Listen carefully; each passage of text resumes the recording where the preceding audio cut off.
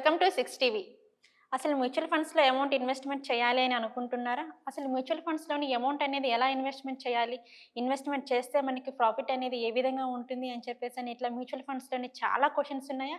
So, నాకు కూడా చాలా డౌట్స్ ఉన్నాయి. సో, ఈ డౌట్స్ అన్నిటికి మనకి క్లారిఫై చేయడానికి ఈరోజు స్టూడియోలో మనతో పాటు ఉన్నారు సీనియర్ ఫైనాన్స్ అడ్వైజర్ వెల్లి చక్రధర్ గారు. సో, మరి వారితో మాట్లాడి మరిన్ని విశేషాలు తెలుసుకుందాం. Hi sir. హాయ్ అండి. ఎలా ఉన్నారు సార్? బాగున్నారా? బాగున్నానండి. యాహ్! ఓకే. సార్ అసలు ఎక్కడ విన్నా గాని అసలు మ్యూచువల్ ఫండ్స్ అనే మాకు వినిపిస్తుంది. అసలు మ్యూచువల్ ఫండ్స్ అంటే ఏంటి? ఫస్ట్ ఆఫ్ ఆల్ అసలు మాకు దాని గురించి తెలియచేయరా? అయితే మనకి మ్యూచువల్ ఫండ్స్ అనేది 1963లో మన central government of India start చేశారండి. ఓకే. యూటీఐ పేరుతో యూనిట్ ట్రస్ట్ ఆఫ్ ఇండియా ఆ పేరులో ఒక ట్రస్ట్‌గా ఫార్మ్ చేశారు. ఓకే. అయితే మ్యూచువల్ ఫండ్స్ అంటే ఏంటంటే మ్యూచువల్ అంటేనే అందరూ కలిసి Yeah. మ్యూచువల్‌గా. సో, మొత్తం. పబ్లిక్ అందరి దగ్గర సర్టెన్ అమౌంట్ కలెక్ట్ చేసి మ్యూచువల్‌గా దాన్ని వాళ్ళు స్టాక్స్‌లో ఇన్వెస్ట్ చేస్తారు. ఎప్పుడు చూడండి ఆ రోజుల్లో మంచి మంచి స్టాక్స్ ఉండేవి. వాటిలో ఇన్వెస్ట్ చేసేవాళ్ళు. అయితే అలా గణనీయంగా వస్తున్న రోజుల్లో ఏమైందంటే చాలా మందికి అవేర్‌నెస్ పెరిగింది మార్కెట్‌లో. చాలా బాగా ఇన్వెస్ట్‌మెంట్ చేయడం జరిగింది. ఓకే. అయితే కొన్ని లోపాలు అనేది గమనించడం జరిగింది. ఇప్పుడు చూడండి వాళ్ళు కలెక్ట్ చేస్తున్నారు ఫండ్స్. ఒక షేర్స్ కొంటున్నారు. ఆ షేర్స్ ప్రాపర్‌గా ఉన్నాయా లేవా? వాటికి ఎంత క్రెడిబిలిటీ ఉంది? అలాని చెక్ చేయడానికి కొన్ని లోపాలైతే ఉన్నాయి. ఓకే. సో, అవన్నీ సవరించుకుంటూ 1995లో AMFI associate mutual fund India అని ఒక సెంట్రల్ గవర్నమెంట్ బాడీని తీసుకొచ్చారు. ఓకే. అది ఏంటంటే మనకి సెబీ కింద వర్క్ చేస్తుందన్నమాట. సెబీ నార్మ్స్ ప్రకారం పనిచేస్తుంది. ఎప్పుడైతే associate mutual fund India amphi అనేది ఫామ్ అయిందో 1995లో అప్పటి నుంచి కూడా ఏంటంటే ఒక ట్రాన్స్పరెన్సీ అనేది వచ్చింది. అంటే మ్యూచువల్ ఫండ్స్లో కూడా ఒక సెక్యూర్డ్ ఫామ్లో మనకు తీసుకొచ్చారు. ఓకే. ఇప్పుడు చూడండి చాలా మంది భయం మ్యూచువల్ ఫండ్స్ ఇన్వెస్ట్మెంట్ చేస్తాం మనం చాలా కరెక్ట్‌గానే. మంది కానీ భయపడతారు. అది ఎక్కడ ప్రాపర్‌గా వాళ్ళు ఇన్వెస్ట్‌మెంట్ పే చేస్తున్నారా? యాహ్! ఒక కంపెనీని చెప్పి ఇంకో కంపెనీలో ఇన్వెస్ట్‌మెంట్ చేస్తున్నారా? ఇట్లాంటి అవకతవకలకి అన్నిటి కూడా చెక్ పెడుతూ కూడా ఒక రెగ్యులేటరీ బాడీ అనేది వచ్చింది. ఎప్పుడైతే యాంఫీ అనేది వచ్చిందో అప్పటి నుంచి కాస్త స్ట్రాంగ్ అయింది. మ్యూచువల్ ఫండ్ ఇండస్ట్రీ కూడా చాలా మంచి ఇండస్ట్రీయే. ఇందులో కూడా మనం పెట్టుబడి చేయొచ్చు అని కొంచెం నమ్మకం అయితే వచ్చింది. అయితే ఆ రోజుల్లోనండి 1995 గమనిస్తే మనకి బ్యాంకులో ఫిక్స్డ్ డిపాజిట్‌లో అట్‌లీస్ట్ ఒక 12%, 14% రేట్ ఆఫ్ ఇంట్రెస్ట్ వచ్చేది. ఓకే. సో, ఎప్పుడైతే జనాలందరికీ కూడా పబ్లిక్ అందరికీ కూడా ఒక బ్యాంక్ అనేది ఒక సేఫ్ ఉంటుంది. ఒక సెక్యూర్డ్ ఉంటుంది. కాబట్టి ఇక్కడ మనకి 14% రేట్ ఆఫ్ ఇంట్రెస్ట్ వస్తున్నప్పుడు మనం ఎందుకు రిస్క్ తీసుకొని మార్కెట్‌లో ఇన్వెస్ట్‌మెంట్ చేయాలి? ఓకే. ఎలాగో మార్కెట్ అంటే కొంచెం అప్ అండ్ డౌన్స్ ఉంటాయి కదా! డెఫినెట్లీ. ఎందుకు అనేది చాలా మందికి అంతగా నచ్చలేదు దాని గురించి. ఆ ప్రొడక్ట్ గురించి నచ్చలేదు. సో, ఎప్పుడైతే మనకి రాబోయే రోజుల్లో ఎలా అయిందంటే క్రమబద్ధంగా బ్యాంక్ ఎఫ్‌డీలు తగ్గిపోతున్నాయి. రేట్ ఆఫ్ ఇంట్రెస్ట్ ఒకప్పుడు 15% అలా ఉండేది కాస్త 14%, 12%, 10% అలా పడిపోతూ ఇవాళ మనకి 6.75 వచ్చింది. యాహ్! సో, ఇప్పుడు ఏమైందంటే 4.5 మనకి పాయింట్స్ ఖర్చులు దగ్గరకొచ్చేసింది. పెరుగుతున్నాయి. హ్మ్. భయంకరంగా ఖర్చులు పెరుగుతున్నాయి. కానీ ఆ ఖర్చులకు తగ్గట్టుగా ఈ బ్యాంక్ ఎఫ్‌డీస్ పెరగట్లేదు బయట. ఓకే. వాటి రేట్ ఆఫ్ ఇంట్రెస్ట్ పెరగట్లేదు. అందుకని ఏమైందంటే ఈ బిఫోర్ కోవిడ్ దాకా కూడా అంత మొమెంటం లేదండి మార్కెట్‌లో. హ్మ్.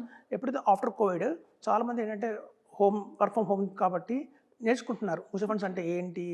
ఎందుకంటే ఆ టైంలో చాలా బాగా అవేర్‌నెస్ వచ్చింది మార్కెట్‌లో వచ్చింది. అవును. సో, మనకేంటంటే 2006లో కూడా మనకి చాలా ఈ ఎన్ఐఎస్ఎం ఇప్పుడు చూడండి చాలామందికి మ్యూచువల్ ఫండ్స్ అడ్వైజ్ చేయాలి అంటే కూడా దానికి ఒక క్వాలిఫికేషన్ అనేది ఉండాలి. ఎందుకంటే మార్కెట్‌తో కూడుకుంది. మనం అలా పడితే అలా అడ్వైస్ చేస్తే ఇన్వెస్టర్‌కి ప్రాబ్లమ్ వస్తుందని చెప్పి ప్రాబ్లమ్ వస్తుంది. 2006లో ఎన్ఐఎస్ఎం అనేది వాళ్ళు స్టార్ట్ చేశారు. Okay. National institute of security markets అని. సో, వాళ్ళు ఒక ఎగ్జామ్ కండక్ట్ చేయడం అనేది మొదలుపెట్టారు. అంటే ఎవరైతే మ్యూచువల్ ఫండ్స్‌లో అడ్వైజర్‌గా చేద్దామనుకుంటున్నారో వాళ్ళు కంపల్సరీగా ఆ ఎగ్జామ్ పాస్ అవ్వాలి.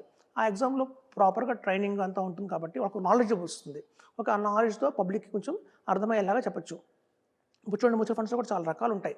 లైక్ డెట్ స్కీమ్స్ అని, ఈక్విటీ స్కీమ్స్ అని, హైబ్రిడ్ స్కీమ్స్ అని చాలా వెరైటీస్ ఉంటాయి. హ్మ్. సో, వాటన్నిటికి పూర్తి అవగాహన కావాలి అంటే ముందు ప్రాపర్‌గా ట్రైన్ అవ్వాలి.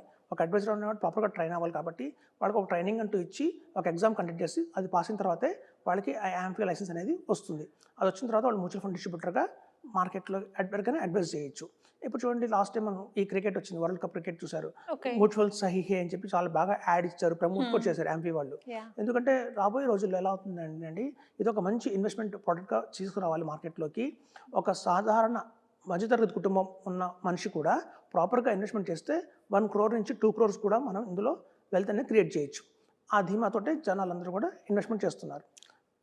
Okay sir. మీరు 1,00,00,000 నుంచి ఇట్లా మన అమౌంట్ అనేది ఇన్వెస్ట్‌మెంట్ చేయొచ్చు అనేసి చెప్పారు కాబట్టి, అసలు మ్యూచువల్ ఫండ్స్‌లోని ఎన్ని రకాలున్నాయి? సో, అందులో ఇన్వెస్ట్‌మెంట్ చేయాలి అంటే ఎట్లా ఫస్ట్? ఇక్కడ మ్యూచువల్ ఫండ్స్‌లో అనేదండి ఒక ఓషన్ అని ఓకే. చెప్పొచ్చు. ఇందులో మీకు లిక్విడ్ ఫండ్స్, డెట్ ఫండ్స్ నుంచి మొదలుకొని ఈక్విటీ అంటే పూర్తిగా ఈక్విటీ అంటే షేర్స్ ఓకే. సంబంధించిన ఫండ్స్ దాకా ఉన్నాయి. సో ఇందులో ఏంటంటే కాంబినేషన్ ఆఫ్ కూడా ఉంటాయి, అంటే కొన్ని డెట్ కొన్ని ఈక్విటీ కలిపి హైబ్రిడ్ ఫండ్స్ అంటారు. అలా కూడా చాలా ఫండ్స్ అవైలబిలిటీలో ఉన్నాయి. కాకపోతే ఏంటంటే మనం ఇన్వెస్ట్ చేసే ముందు ఒక ప్రాపర్గా AMFI సర్టిఫైడ్ రిజిస్టర్డ్ అడ్వైజర్ ఎవరైతే ఉన్నారో ఆయనను సంప్రదించి మనం కనుక మనకి రిక్వైర్మెంట్ ఏంటి, అంటే మన చిల్డ్రన్ ఎడ్యుకేషన్ కోసం మనం ప్లాన్ చేస్తున్నామా, లేదంటే మన చిల్డ్రన్ మ్యారేజ్ కోసం ప్లాన్ చేస్తున్నామా, సెల్ఫ్గా మన రిటైర్మెంట్ కోసం ప్లాన్ చేసుకుంటున్నామా, ఇట్లాంటివన్నీ ఒక్కొక్క మనిషికి ఒక్కొక్క ఫైనాన్షియల్ గోల్ అనేది ఉంటుంది. కొన్ని షార్ట్ టర్మ్ ఉంటాయి. షార్ట్ టర్మ్ అంటే లైక్ ఒక హౌస్ కొనుక్కుందాం అనుకుంటున్నాము. హౌస్ కొనుక్కునేటప్పుడు ముందు మనకి కొంచెం అమౌంట్ అయితే కావాలి, మినిమం మనం మెయింటైన్ చేయాలి. సో ఆ మినిమం కార్పస్ని క్రియేట్ చేయడానికి, లేకపోతే ఒక కార్ కొనుక్కోవడానికి ఇట్లా షార్ట్ టర్మ్ కావచ్చు లేదా లాంగ్ టర్మ్ కావచ్చు, ఇలా రెండు కొన్ని గోల్స్ అనేవి ఉంటాయి. సో ఈ గోల్స్ ప్రకారం మనం ఇన్వెస్ట్మెంట్ చేయాలి కాబట్టి ఒక సర్టిఫైడ్ రిజిస్టర్డ్ AMFI అడ్వైజర్ దగ్గరికి వెళ్ళి సంప్రదిస్తే కనుక వాళ్ళు ఖచ్చితంగా మీకు ఒకరిని హెల్ప్ చేస్తారు. ఇప్పుడు చూడండి, చాలామందికి ఒక ₹1,00,00,000 మనకి రిటైర్మెంట్ ప్లాన్ చాలా ముఖ్యమైపోయింది. ఎందుకంటే ఒక టైంలో పెన్షన్స్ ఉండేవి, గవర్నమెంట్ జాబ్స్ ఎక్కువ ఉండేవి, పెన్షన్స్ ఉండేవి. కాబట్టి ఆఫ్టర్ రిటైర్మెంట్ కొంచెం గవర్నమెంట్ నుంచి లేదా వాళ్ళకున్న ఎక్కడైతే కంపెనీలో పనిచేశారో ఆ కంపెనీ కొంత PF అనేది క్రియేట్ చేసి జరిగేది. ఇప్పుడు రాను రాను ఏమైందంటే ప్రైవేట్ ఎంప్లాయ్మెంట్ ఎక్కువ అయిపోయింది, ఎక్కువ ఒక దీర్ఘకాలంగా ఒక కంపెనీలో పనిచేయట్లేదు. కాబట్టి ఏంటంటే ఇప్పుడు పెన్షన్స్ అనేవి లేవు. కాబట్టి ఏంటంటే గవర్నమెంట్ కూడా చాలా సీరియస్గా దీని మీద పెన్షన్ ప్లాన్స్ తీసుకొచ్చింది. సో అట్లా ఏంటంటే మనకు వస్తున్న జీతంలోనే కొంత భాగం పక్కన పెట్టి క్రమబద్ధంగా దాచుకుంటే మన రేపొద్దున రిటైర్ అయ్యే టైంకి అదొక పెద్ద హ్యూజ్ కార్పస్ క్రియేట్ అవుతుంది. ఓకే సార్, మీరు చెప్పారు ఇక్కడ ఆల్రెడీ గవర్నమెంట్ ఎంప్లాయీస్కి అయితే వాళ్ళకి జాబ్ అయిపోయిన వెంటనే రిటైర్మెంట్ అయిన తర్వాత కూడా వాళ్ళకి సాలరీ వస్తుంది అని చెప్పేసాను. సో ప్రజెంట్ సొసైటీలో చూసుకుంటే గవర్నమెంట్ కన్నా ఎక్కువ ప్రైవేట్ జాబ్స్కి ఎక్కువ ఉన్నాయి కాబట్టి సో చాలామంది తక్కువ సాలరీలో నుంచి వస్తుంటారు, అంటే 10K కానీ 15K 20K. సో అలా వస్తున్న వాళ్ళు మ్యూచువల్ ఫండ్స్లోని ఫ్యూచర్ ప్లానింగ్ కోసం ఇన్వెస్ట్మెంట్ చేసుకోవాలి అనుకుంటే సో వాళ్ళు ఏ విధంగా ప్లాన్ చేసుకోవాలి? ఇప్పుడు చూడండి, మ్యూచువల్ ఫండ్స్లో మనకు మినిమం ఇన్వెస్ట్మెంట్ వచ్చి ₹1,000 నుంచి స్టార్ట్. 1000 నుంచి స్టార్ట్ అవుతుంది మినిమం. అంటే మ్యూచువల్ ఫండ్స్లో ఇప్పుడు చూడండి, బ్యాంకులు చాలా మందికి RD తెలుసు, రికరింగ్ డిపాజిట్ అని తెలుసు. సో రికరింగ్ డిపాజిట్ ఏంటంటే క్రమబద్ధంగా ప్రతి నెల ₹1000 2,000 దాచుకోవడం అనేది RD. ఒకేసారి లంసమ్గా ఫిక్స్డ్ డిపాజిట్ చేసేది ఒక 25,000 కావచ్చు, 50,000 కావచ్చు, 1 lakh కావచ్చు. లంసమ్గా ఇన్వెస్ట్మెంట్ చేసేది FD, ఫిక్స్డ్ డిపాజిట్. అలా కాకుండా రెగ్యులర్గా పర్ మంత్ 1,000 2,000 దాచుకునేది RD. అట్లాంటి RDA మన మ్యూచువల్ ఫండ్స్లో SIP అంటారు, సిస్టమాటిక్ ఇన్వెస్ట్మెంట్ ప్లాన్. అంటే ఏంటంటే క్రమబద్ధంగా ఒక కొంత కాల పరిమితి పెట్టుకొని 10 ఏళ్ళు కావచ్చు, 15 ఏళ్ళు కావచ్చు, అట్లా లాంగ్ టర్మ్లో పెట్టుకొని ఎవరి మంత్ అయితే ఇన్వెస్ట్మెంట్ చేసుకుంటారో దాన్ని SIP అంటారు. ఇప్పుడు చూడండి, మనం ఒక ఫార్ములా ఉంటుంది మ్యూచువల్ ఫండ్స్లో, చాలామంది పాపులర్ ఫార్ములా ఏంటంటే 15 × 15 × 15 = 1 crore అంటాం. అంటే ఏంటంటే ఎవరైనా సరే ₹15,000 పర్ మంత్ 15 years కనుక ఇన్వెస్ట్మెంట్ చేస్తే వాళ్ళకి 15% రేట్ ఆఫ్ ఇంట్రెస్ట్ కనుక వస్తే ఆ పర్టికులర్ ఫండ్లో వాళ్ళకి 1 crore అనేది వస్తుంది. ఇప్పుడు చూడండి, సాధారణంగా చాలామందికి తెలియని విషయం ఏంటంటే 30 years వేస్తే, ఇప్పుడు చూడండి చాలామంది కొత్తగా ఎంప్లాయ్మెంట్ వస్తారు. మీరు చెప్పినట్టు వాళ్ళ జీతం 10K 12K 15K ఉంటుంది. వాళ్ళు కనుక ఒక ₹1,000, ఇప్పుడు చూడండి ఎంప్లాయ్మెంట్ అనేది 25 years కల్లా స్టార్ట్ అవుతుంది. సో 25 yearsకి మనం స్టార్ట్ అయిన వెంటనే కనుక ఎవరైనా సరే ఒక SIP మొదలు పెట్టుకుంటే వాళ్ళ పేరు మీద ఏదో ₹1,500 కావచ్చు లేదా ₹1,000 కావచ్చు, వాళ్ళు ఇన్వెస్ట్మెంట్ చేసుకుంటూ వెళ్తే 30 సంవత్సరాలకి 1 crore అనేది వాళ్ళకి ఖచ్చితంగా వస్తుంది. అప్పుడు 30 సంవత్సరాలు అంటే 25 yearsకి 30 యాడ్ చేస్తే 55 years. అంటే కనుక అతను రిటైర్మెంట్ అయ్యే టైంకి మనకి 1 crore అయితే ఖచ్చితంగా వస్తుంది. ఇప్పుడు చూడండి, మార్కెట్ ఎంత బాగుంది అంటే ఒకప్పుడు మనం చాలా మంది డిపెండ్ అయ్యేవాళ్ళం, అంటే ఫారినర్స్ వచ్చి మన ఇండియాలో ఇన్వెస్ట్మెంట్ చేస్తేనే మార్కెట్ కొంచెం పైకి వెళ్ళేది. ఆ ఫారినర్స్ కొంచెం బాగా ఉంటుంది, FIs అనేవాళ్ళు. కానీ ఇప్పుడు అలా కాకుండా కొంచెం అవేర్నెస్ బాగా పెరిగిందండి ఇండియాలో. చూస్తుండగానే పబ్లిక్ బాగా ఈ యాప్స్ ద్వారా కానివ్వండి, యూట్యూబ్ ఛానల్స్ ద్వారా కానివ్వండి, అవేర్నెస్ బాగా వచ్చింది పబ్లిక్లో. మన ఇండియన్సే ఎక్కువ మోతాదులో మనం ఇన్వెస్ట్ చేయడం జరిగింది. అప్పుడు దాంతో ఏంటంటే కొంచెం ఈ వాలటాలిటీ అనేది, ఈ మార్కెట్ పట్టడం తగ్గడం అనేది కొంచెం తగ్గింది. కాబట్టి ఏంటంటే 2000 నుంచి 2020 వరకు ఒక డైమండ్ ఎరా అని చెప్పొచ్చండి. ఆ టైంలో ఎవరైతే మ్యూచువల్ ఫండ్స్లో ఇన్వెస్ట్మెంట్ చేశారో 1 lakh లంసమ్గా కావచ్చు లేదా SIP ద్వారా కన్నా కావచ్చు, ఈవెన్ ₹10,000 SIP వేసినా కూడా 20 yearsలోనే వాళ్ళకి 2 crores 3 crores వచ్చిన ఫండ్స్ ఉన్నాయి. 20 yearsలో జస్ట్ 20 yearsలో.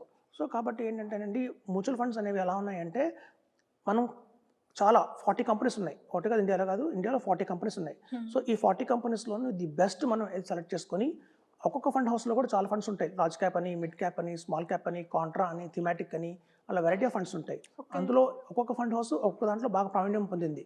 సో అట్లాంటివి కనుక మనం మంచి ఫండ్స్ సెలెక్ట్ చేసుకొని ఒక అడ్వైజర్ సలహాతో కనుక ఇన్వెస్ట్మెంట్ చేస్తే మనం కంపల్సరీగా ఈజీగా మనం 1 crore అనేది తెచ్చుకోవచ్చు.